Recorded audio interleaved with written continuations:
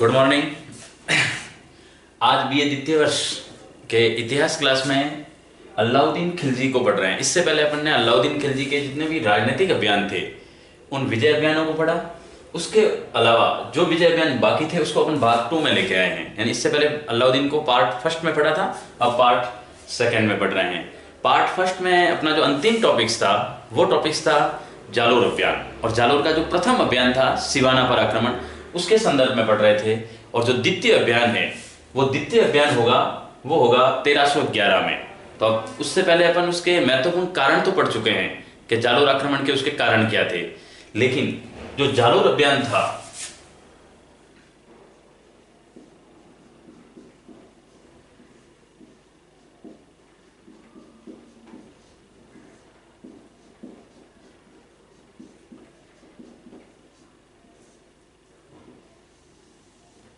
ये जो द्वितीय जालोर अभियान है वो है 1311। यानी कि इससे पहले उसका जो प्रथम जालोर अभियान हुआ था वो 1308 का था, लेकिन वो मूल रूप से सिवाना पर आक्रमण हुआ था। और चूंकि सिवाना उस समय जालोर का ही एक भाग था, अब दूसरी बार वो मूल रूप से जालोर पर आक्रमण करेगा, वो है 1311 का। अब इसके परिप्रेक्ष्य में क्या यहाँ का राजा कौन था? तो कानड़ देश सोनगरा।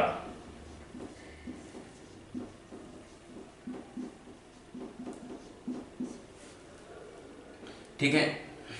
अब यहां एक राजकुमार था विरमदेव,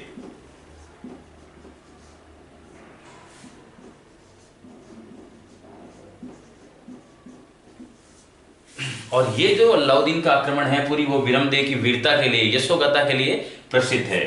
इस समय जब आक्रमण हुआ तो इसका नेतृत्व भी कमालुद्दीन गुर्ग के नेतृत्व में था। यानी जो खिलजी सेना का नेतृत्व कर रहा था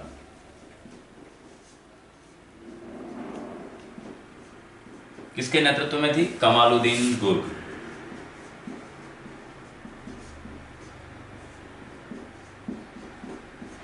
और कमालुद्दीन गुर्ग के नेतृत्व में आक्रमण हुआ। 6 महीने तक सेना पड़ी रही, कोई इनके सफलता हाथ नहीं लगी। तो इन्होंने कहते हैं बाद में सल कपट का सहारा लिया, और कहते हैं भिखादैया नामक व्यक्ति ने धोखे से इनको राज बता दिए, और उसके कारण ये लोग किले में प्रवेश कर जाते हैं गुप्त सुरंग से। और कहते हैं जबरदस्त युद्ध होता है जिसमें कानड़ देव और विरमदेव वीरगति को प्राप्त हो जाते हैं, और अलाउद्दीन का जालोर पे कब्जा हो जाता है। ये घटना 1311 की है। और इसी समय कहते हैं कि फिरोजा जो विरमदेव से प्यार करती थी वो इसी समय अपने प्राण त्याग देती है जब विरमदेव की मृत्यु होती है। तो ये बड़ा महत्वपूर्ण अभियान था, इसको अपन ने पहले वाले कंसेप्ट में पढ़ा है। अब इसके अलावा जो महत्वपूर्ण उसके अभियान थे उसमें आएगा देवगिरी अभियान।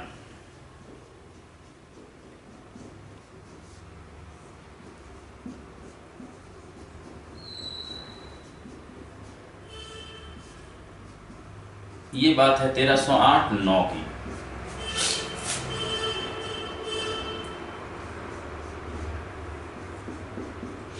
अब जो देवगिरी का अभियान है, देवगिरी पे भी आप याद रखना, देवगिरी पे भी अलाउद्दीन के 2 अभियान होंगे। लेकिन वैसे अलाउद्दीन ने देवगिरी पर 3 आक्रमण किए थे, लेकिन अलाउद्दीन ने 2 अपने सुल्तान के पद पे रहते हुए किए हैं, जबकि एक जब उसके चाचा जलालुद्दीन खिलजी सुल्तान थे तब जब वो दक्षिण भारत में अलाउद्दीन थे तब उन्होंने आक्रमण किया था, और वो घटना थी 1296 की। यानी देवगिरी के आक्रमण का कारण क्या था? 1296 में जब अलाउद्दीन ने आक्रमण किया यहां,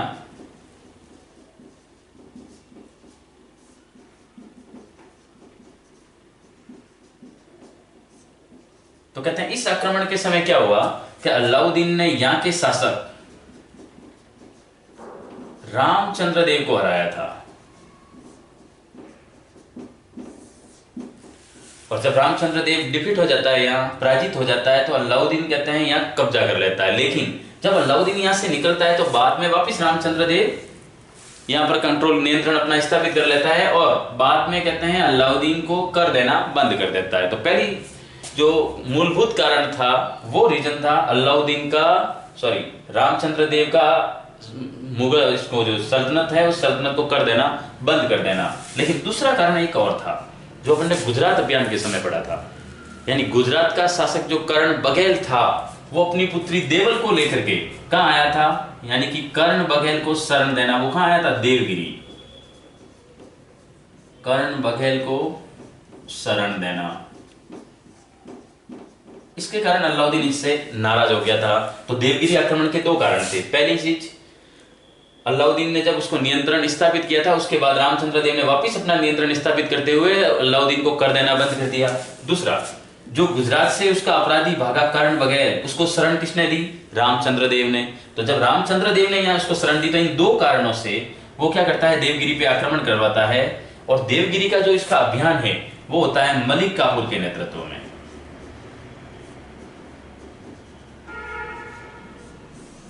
किसके नेतृत्व में होता है? मलिक काफूर के नेतृत्व में। अब मलिक काफूर यहां जब आक्रमण करेगा तो कहते हैं कि रामचंद्र देव बड़ी वीरता से लड़ता है, लेकिन बाद में पराजित हो जाता है। और जब पराजित हो जाता है तो ये समझौता कर लेता है, और समझौते के बाद कहते हैं रामचंद्र देव को मलिक काफूर पकड़ करके दिल्ली ले जाता है, जहां अलाउद्दीन उसकी बात को मान लेता है। और अलाउद्दीन को भी क्या था कि जब वो पूरे भारत का शासक बनना चाहता है, पूरे भारत पर अपना नियंत्रण स्थापित करना चाहता है, तो सुदूर दक्षिण में कोई ऐसा विश्वसनीय साथी चाहिए था। अब इस वजह से उसने क्या कर दिया, रामचंद्र देव को माफ कर दिया और उसे छोड़ दिया। अब रामचंद्र देव ने भी क्या किया, इसके बदले में रामचंद्र देव ने उससे मित्रता कर ली। यानी कि अलाउद्दीन को जो दक्षिण भारत में एक अच्छा मित्र चाहिए था, वो विश्वसनीय साथी किसके रूप में मिला? रामचंद्र देव के रूप में। लेकिन कहते हैं कर्ण बघेल यहाँ पराजित होता है, मारा जाता है। उसकी पुत्री देवल को वापस मलिक काफूर दिल्ली लेकर के चला जाता है। ये घटनाक्रम हुए थे 1308 में। इसके बाद देवगिरी के अभियान के बाद वो गया वारंगल यानी तेलंगाना।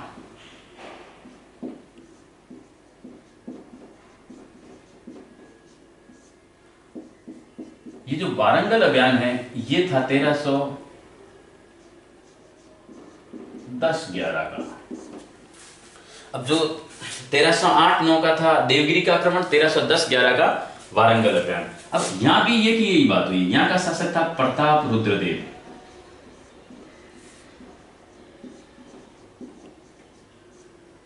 अब क्या हुआ, जो प्रताप रुद्रदेव है उस प्रताप रुद्रदेव ने भी कहते हैं कि इनकी अधीनता स्वीकार करने से मना कर दिया।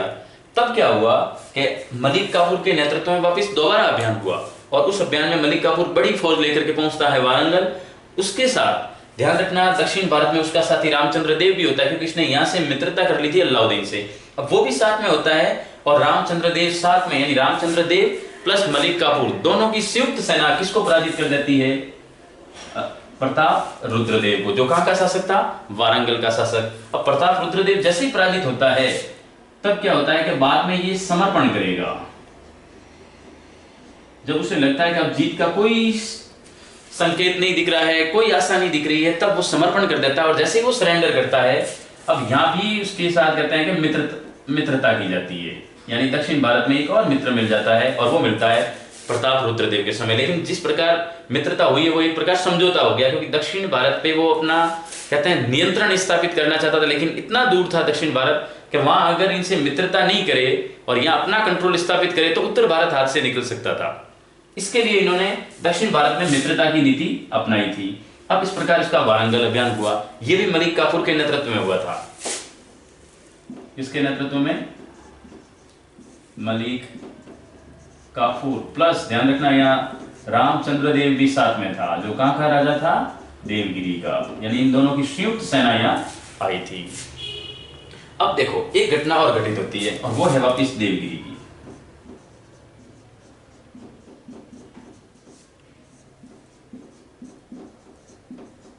देवगिरी पर पुनः आक्रमण, यह है 1313 का। 12-13 है, लेकिन 1313 में हुआ था देवगिरी पर पुनः आक्रमण। अब इसका क्या रीजन है? क्योंकि देवगिरी का शासक रामचंद्र देव तो ऑलरेडी उसका मित्र है, उसका सहयोग भी कर रहा है, और वारंगल अभियान में उसके साथ भी गया। तो फिर क्या कारण रहा? और वो कारण था जब रामचंद्र देव की मृत्यु हो जाती है, तब उसका पुत्र शंकर देव शासक बनता है।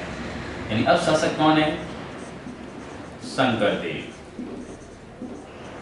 और शंकर देव जो है वो क्या करता है, अब अलाउद्दीन को कर देना बंद कर देता है, यानी उसने टैक्स देने से इनकार कर दिया। तब क्या हुआ कि वापिस मलिक काफूर के नेतृत्व में सेना आएगी।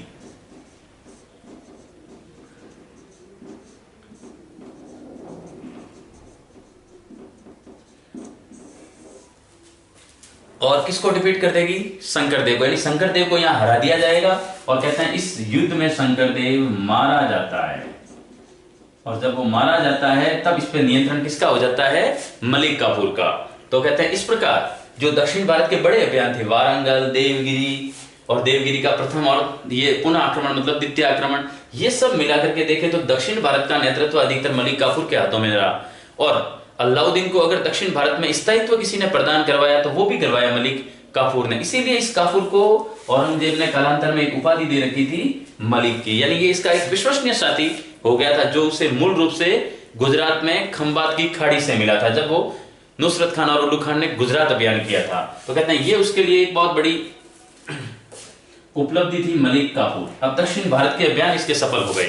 इस प्रकार अगर देखा जाए तो ये अलाउद्दीन खिलजी के मुख्य अभियान थे, जिनमें उनकी राजनीतिक इच्छा शक्ति, राजनीतिक दृढ़ता, या उसने क्या क्या जीते विजय अभियान किए हैं, उन सब की झलक प्रस्तुत होती है।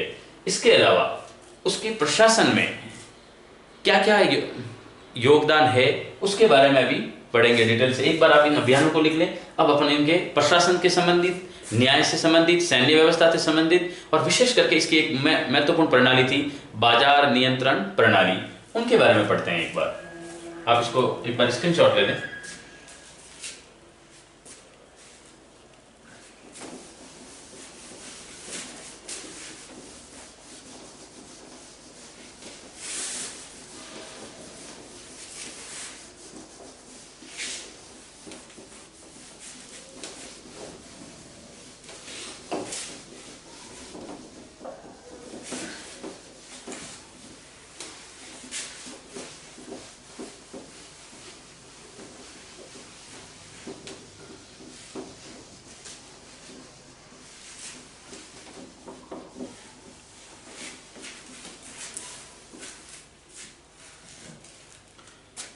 अब है इसके प्रशासनिक सुधार।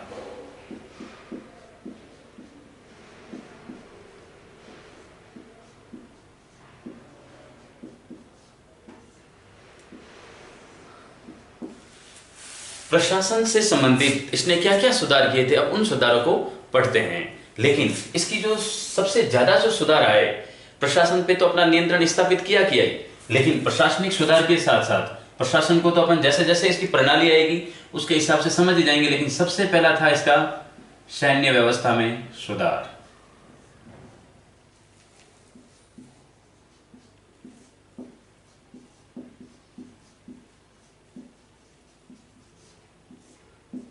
पहला पॉइंट अपने पढ़ना है सैन्य व्यवस्था में सुधार। और सैन्य व्यवस्था में क्या सुधार किया इसने?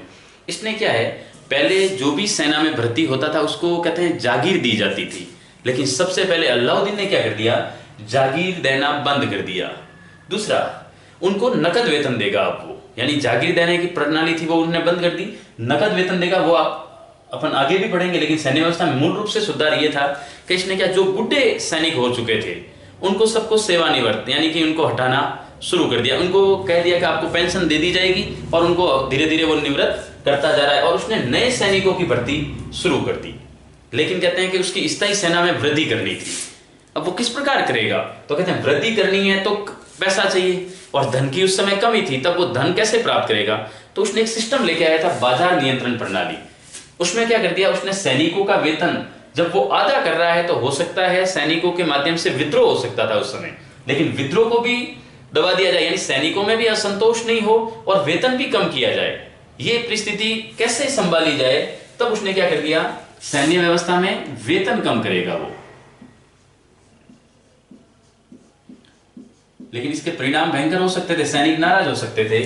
तो उसने क्या कर दिया, जो दैनिक जीवन में काम आने वाली राशन की वस्तुएं हैं उन सबके दाम आधे कर दिए, यानी कीमतों में कमी कर दी।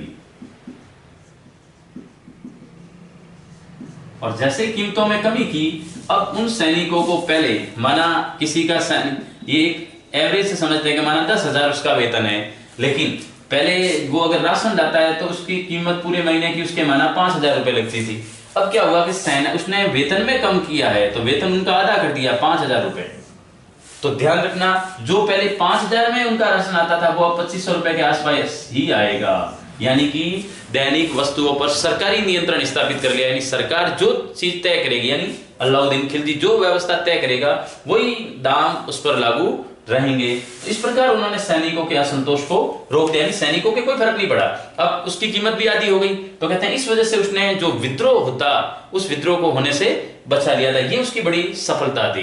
तो उसने सैन्य व्यवस्था में सुधार किए, जो नाकारा लोग थे, काम नहीं कर पाते थे, उनको धीरे धीरे उन्होंने पेंशन देकर के निवृत्त कर दिया, नए लोगों की भर्ती शुरू कर दी।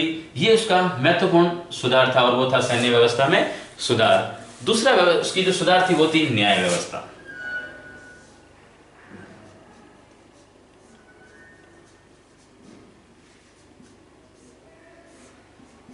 जो न्याय व्यवस्था थी वो अलाउद्दीन की बड़ी कठोर थी। अब कहते हैं कि न्याय का, इसका जो न्याय था वो इतना सुदृढ़ और कहते हैं क्लीन था कि कहते हैं कि अगर किसी ने मतलब कोई चोरी भी की है तो उसके बदले में उसको इतनी सख्त सजा दी जाती थी कि वो आगे से कभी सोच भी नहीं सकता था कि ऐसी कोई मतलब हरकत और करेगा, वो चोरी करने की चेष्टा और करेगा। जैसे अगर किसी के समय अपराध हुआ है और किसी का नाक, कान, पैर या हाथ ये कटे हैं, तो ध्यान रखना जो उसका अपराधी है उसके भी ये अंग भंग कर दिए जाते थे। इस वजह से क्या लोगों में जो चोर, लुटेरे, डकैती लोग करते थे उन लोगों में एक मतलब खौफ सा आ गया था, किसका? अलाउद्दीन का। तो कहते हैं इस वजह से न्याय व्यवस्था भी उसने बड़ी जटिल प्रणाली ली थी और न्याय में अपने आप को, यानी उस समय जो उलेमा और काजी होते थे उनका जो पद होता था वो उन्होंने सीमित कर दिया और अंतिम रूप से जो न्यायालय होता है वो न्यायालय खुद को बना लिया, यानी जो ये न्याय देगा वो अंतिम और सर्वोपरि न्याय होगा। इस प्रकार उसने न्याय व्यवस्था में सुधार किया, यानी इस मामले में उसने कोई भी चीज में गुंजाइश नहीं छोड़ी कि भाई अपराधी बच सके।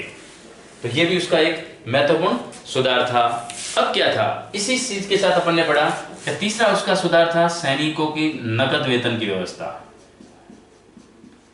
सैनिकों को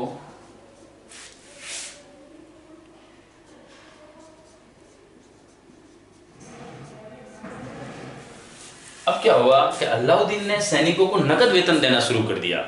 और नकद वेतन देने का कारण था कि पहले सैनिकों के पास जागीर मिलती थी, तो कैसे हैं कि राज्य का बहुत बड़ा भूभाग अपने हाथों में दबा करके रखे हुए थे जागीरदार, और उसके कारण दूसरी चीज, जो बड़े बड़े सैनिक रहे हुए हैं जिनका परिवार लगातार सैनिक सेवा दे रहा है, उनके पास इतनी जागीर प्राप्त हो गई थी, भूमि इतनी आ गई थी कि कहते हैं कि टैक्स इकट्ठा करना भी मुश्किल हो गया था और राजकोष भी रिक्त हो रहा था। तो उसने क्या कर दिया, इस पे कंट्रोल करने के लिए सबकी जागीरी जब्त कर ली और उसके बदले में सैनिकों को क्या किया, अब जागीर ना दे करके नकद वेतन देगा, और नकद वेतन देगा तो वो जागीर उसके पास रहेगी और उससे जो इनकम हो रही है वो राज्य के खजाने में जमा होती जाएगी। यानी राजकोष में वृद्धि करने के लिए उसने सैनिकों को नकद वेतन देने की प्रणाली शुरू की थी। ये आपको समझना है तीसरे पॉइंट के रूप में, यानी उसने प्रशासनिक सुधार में पहला सैन्य व्यवस्था में सुधार कर दिया, दूसरा न्याय व्यवस्था में अच्छा सुधार किया और तीसरा सैनिकों को नकद वेतन देना शुरू कर दिया। एक इसकी महत्वपूर्ण प्रणाली थी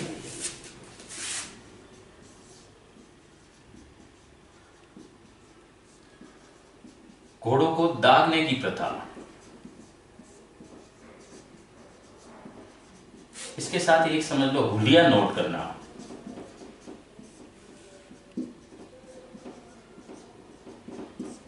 ये भी अलाउद्दीन का बहुत बड़ा सुधार था। उसने क्या कर दिया, यानी राजकीय घोड़े कौन से हैं, कौन किसके घोड़े हैं, इसके लिए क्या हुआ, एक राजकीय संकेत होता था और कहते हैं कि उसको घोड़ों पे दाग दिया जाता था जिससे ये पता लग सके कि ये घोड़ा किसका है। तो कहते हैं जो राजकीय घोड़े होते हैं उनके ऊपर संकेत होते, निशान होते थे और राजकीय मोहर लगी हुई होती थी और वो मोहर दागे जाते थे उसके ऊपर। तो कहते हैं कि घोड़ों को दागना शुरू कर दिया, जिससे एक व्यवस्था आ गई कि भाई एक तो क्या था कि जितनी भी सेना होती थी उन सेना में घोड़ों की संख्या ही पर्याप्त मात्रा में हुआ करती थी, घोड़ों से ही अधिकतर युद्ध लड़ाए जाते थे। तब कहते हैं कि उन्होंने घोड़ों को अपने सिस्टम में कैसे लाए, घोड़े किसके नियंत्रण में हैं, किसके जो उस समय आते थे, कहते हैं कि जो देशी स्वतंत्र रियासतें होती थी जो उसके अंतर्गत होती थी, वो भी क्या करते थे कि अपने अपने यहाँ से सैनिक लेकर के आते थे। तब उनके बदले में कोई चीज इधर की उधर नहीं हो, कोई चीज ये दावा नहीं करे कि ये किनका अधिकार क्षेत्र है या किनके घोड़े हैं। तो कहते हैं इसलिए उन घोड़ों को उन्होंने दागना शुरू कर दिया जिससे उसका स्वामित्व हो सके कि ये घोड़ा किसका है। इसका मतलब घोड़ों को दागने की प्रथा। दूसरा, सैनिक किसके हैं, तो सैनिकों के भी हुलिये नोट किए जाने लगे उस समय, और ये प्रथा अलाउद्दीन ने ही शुरू की थी। और ये बहुत बढ़िया सुधार थे। इससे क्या हुआ कि जो गफलत वाला मामला है, जो कंफ्यूजन रहता था, वो अब दूर हो गया। दूसरा कहते हैं कि इससे पहचान स्पष्ट हो गई कि भाई ये सैनिक किसका है, तो उसके हुलिये नोट किए जाने लगे कि भाई ये सैनिक वो है, ये है, प्रत्येक सैनिक का हुलिया नोट होने लगा। तो ये दो चीजें शुरू की उस समय उसने अलाउद्दीन ने, यानी घोड़ों को दागने की प्रथा और हुलिया नोट करना। अब इससे क्या हुआ, सैनिकों में कहते हैं कि एकता का भाव भी आया, और जो कहते हैं कि सैनिकों में जो सुधार करना था, सैनिक सुधार हुए थे, उस सैनिकों के फलस्वरूप अलाउद्दीन के पक्ष में ये भी चीज रही कि हुलिया नोट करने से उसे एकदम स्पष्ट चीज मिली कि कोई दूसरा सैनिक आकर के उसकी सेना में नहीं मतलब मिल नहीं सके, जिससे उनके राज या गुप्तचर व्यवस्था को कहीं धोखा नहीं हो। अब क्या हुआ, इसका पांचवा जो था वो था करवर्दी। अब क्या हुआ कि जब ये अलाउद्दीन शासक बना उस समय राजकोष रिक्त स्थिति में था, क्योंकि अलाउद्दीन से पहले उसका चाचा जलालुद्दीन खिलजी 6 वर्ष के लिए शासक रहा। उस समय इतनी स्थिति मजबूत नहीं हो पाई थी, और उससे पहले खिलजी वंश अंतिम दिनों में बहुत नाकारा साबित हो गया था। कहते हैं आयाराम गयाराम वाली स्थिति हो गई थी, कमजोर शासक थे, तो खजाना खाली पड़ा था। अब खजाने को भरने के लिए उसने क्या कर दिया, टैक्स में बढ़ोतरी कर दी और कर वृद्धि कर दी, और दूसरा जिनको जागीरें दी गई थी उनकी जमीनें भी जब्त करने लग गया। यानी इस प्रकार उसने कर बढ़ा करके और जागीरें जब्त करके कर में वृद्धि की, और जो राजकोष था उस राजकोष को भरना शुरू कर दिया। अब क्या था, जो हिंदू अधिकारी थे उन हिंदू अधिकारों के जो विशेषाधिकार मिलते थे उस समय, देखो हर अधिकारी के पास बड़े बड़े कोई स्पेशल राइट्स होते हैं। अब हिंदू अधिकारी जो उस समय पोस्टिंग में थे, चूंकि ये मुसलमान था, अब इसने क्या कर दिया कि हिंदुओं को ये काफिर समझता था, तो हिंदू जो अधिकारी थे, ये अपना पॉइंट है छठा,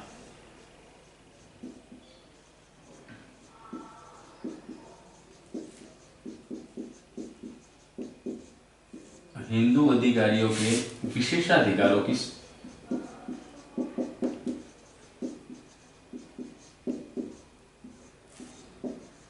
विशेषाधिकारों को समाप्त करना।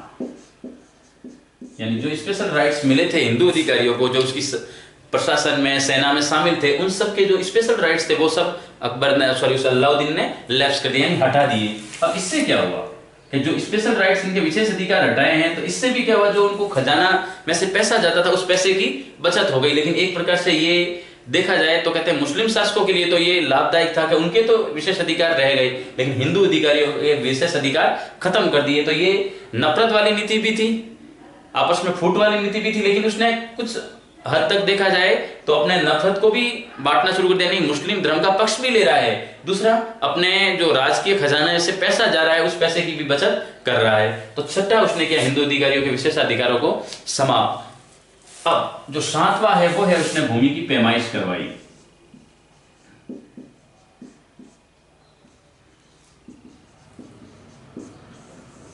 ये भी उसका महत्वपूर्ण कारण था। जैसे देखो, भूमि की पैमाइश का मतलब उसने हर इलाके में जो उपजाऊ इलाका है, बंजर है, कैसा है, उसके आधार पे भूमि की पैमाइश करवाई और कहां से कितना टैक्स आ रहा है, यानी गत 5-6 वर्षों के आधार पे उसने लेखा जोखा तैयार करवाया कि यहां से कितनी पैदावार होती है, उस पैदावार के आधार पे कर निर्धारित किया गया। तो ये चीज एक जो किसान थे, कृषक वर्ग के लिए हित में थी, क्योंकि जिन किसानों के वहां से जो बंजर जमीन है, बारिश बराबर नहीं होती, वहां से जो टैक्स प्रणाली आती थी, टैक्स आता था, वो कर और जो उपजाऊ मैदान था उनका कर समान था पहले। लेकिन अगर दोनों का समान होता है तो जो बंजर जमीन में, रेगिस्तान में वगैरह लोग रहते हैं जहां उपजाऊ जमीन कम है, उन किसानों का शोषण होता था।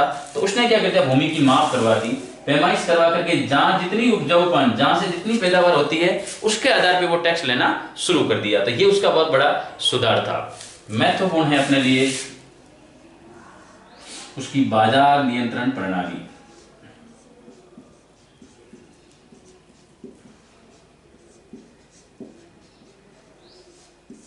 ये उसकी आर्थिक व्यवस्था में जो आर्थिक सुधार किए थे उसका सबसे बड़ा रिजल्ट है। इसने कहते हैं बाजार नियंत्रण प्रणाली। कोई लोग कहते हैं कि उसने इतने सुधार किए, अलाउद्दीन नो डाउट चरित्र का बुरा था, ठीक है, वो कट्टर धर्म, अपने जो इस्लाम धर्म का समर्थक था वो था, लेकिन जो बाजार नियंत्रण प्रणाली थी वो उसकी शानदार रही।